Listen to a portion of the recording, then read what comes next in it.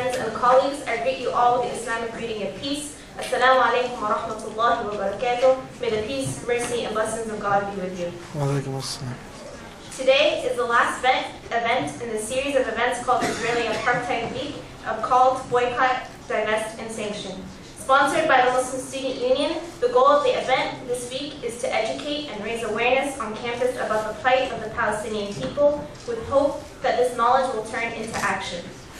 Our annual week has unfortunately often been misconstrued to be one that harbors anti-Semitism. The MSU has clarified numerous times and will continue to clarify that hatred of any particular group on the basis of their race, color, ethnicity, or religion, including people of the Jewish faith, is not and will not be tolerated. We will be the first to speak out against these injustices, just as we would speak out against any other form of racism, no matter what group it targets.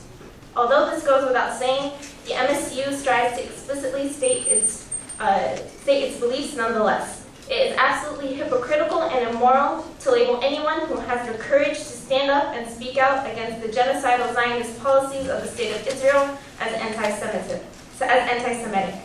The week's aim, in short, is to simply call for an end of oppression of the indigenous Palestinians, just as it would make sense to call for an end to the oppression that took place in Nazi Germany. It is absolutely imperative that we will call for an end to 62 years of systematic subjugation and repression of the Palestinian people. Co-sponsors of this week include Asian Pacific Students Association, Black Student Union, Indian Subcontinental Club, Kababayan, Mecha, Pakistani Student Association, the Radical Student Union, Society of Arab Students, and the Workers' Student Alliance. Before we begin today's event, we will begin with some verses from the holy book, from the Muslim holy book, the Quran.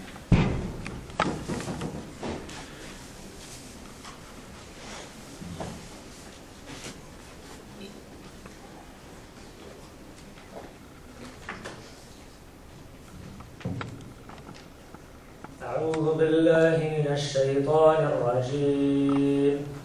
بسم الله الرحمن الرحيم. يا أيها الذين آمنوا لا تلهكم أموالكم ولا أولادكم عن ذكر الله ومن يفعل ذلك فأولئك هم الخاسرون. وأنفقوا مما رزقناكم من قبل أن يأتي أحدكم الموت فيقول رب لولا أخرتني إلى أجل قريب فأصدق وأكن من الصالحين ولن يؤخر الله نفسا إذا جاء أجلها والله خبير بما تعملون. The translation is, in the name of Allah, the most merciful, the most kind. O you who have believed, let not your wealth and your children divert from you the remembrance of Allah. And whoever does that, surely then they are amongst the losers. And spend in the way of Allah from what we have provided for you before death approaches one of you and he says, My Lord, if only you would delay for me a brief term, so I would give charity and be amongst the righteous. But never will Allah delay a soul when his time has come, and Allah is acquainted with all that you do. Surely Allah speaks the truth.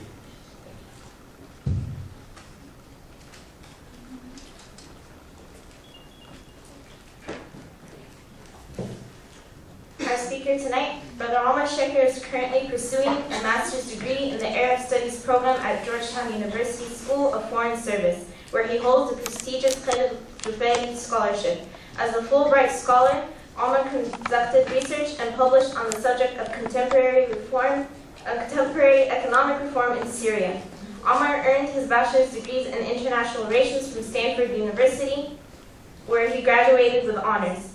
There, he was a part of numerous student organizations as well. He has studied at Oxford University and in Morocco and Egypt, participated in volunteer programs in the West Bank, Jordan, and Syria, and interned with the National Endowment for Democracy. This evening, Brother Shakir, who will be beginning his JD at Stanford Law School in the fall, will reveal the facts about the Israeli apartheid, a very real, immediate, and critical situation which can no longer be ignored nor left unspoken of.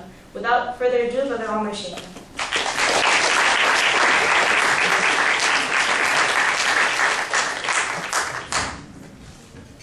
Thank you for the generous introduction, and thank you to all of you for coming.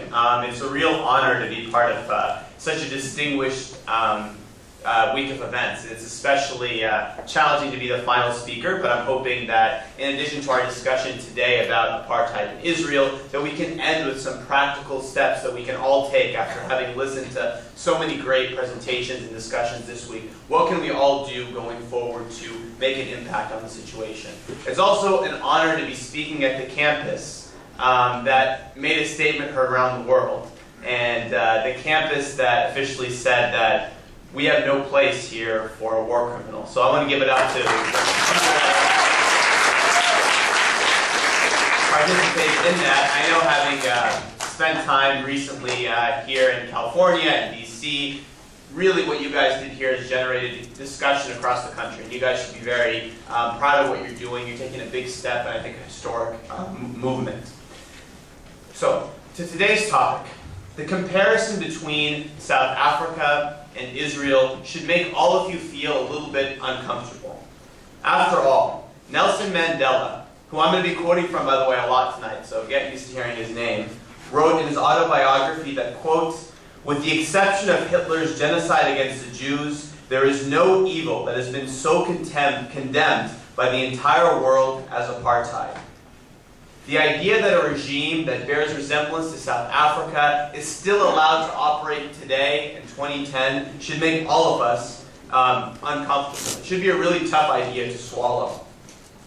I know it's particularly difficult for many in the Jewish community, as Jews, even in some cases liberal Zionists, led the fight against apartheid South Africa.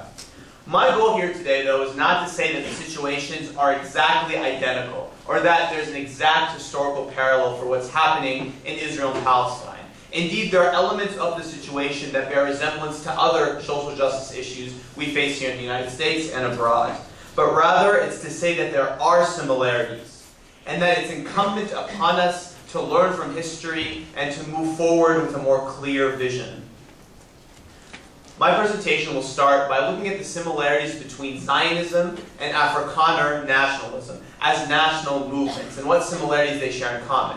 From that, I'll move on and talk about the structures of apartheid and the similarities that exist there, looking at statements made by both Israeli and South African officials. I'll note some differences, and then I'll finally conclude by looking at relations between South Africa and Israel, and then leave each of us with one lesson, one for Israelis, one for Palestinians, and one for the international community, about how we can move forward from this week and take activism into our everyday life.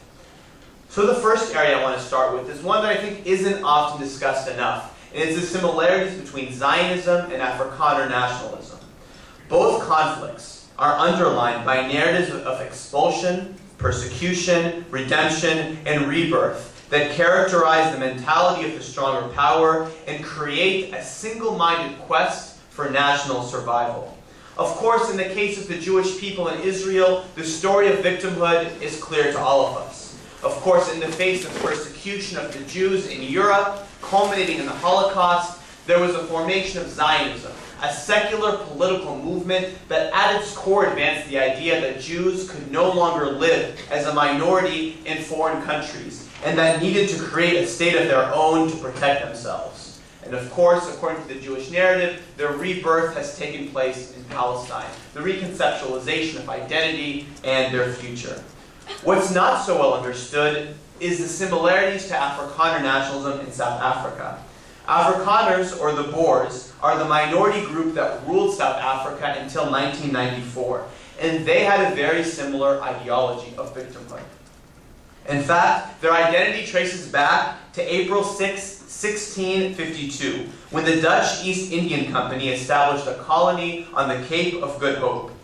Nelson Mandela wrote in his biography, quote, "The day white South Africans annually commemorate the founding of their country, and Africans revile the beginning of 300 years of enslavement."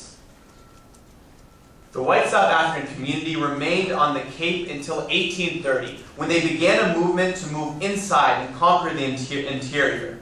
And through the Great Treks, they established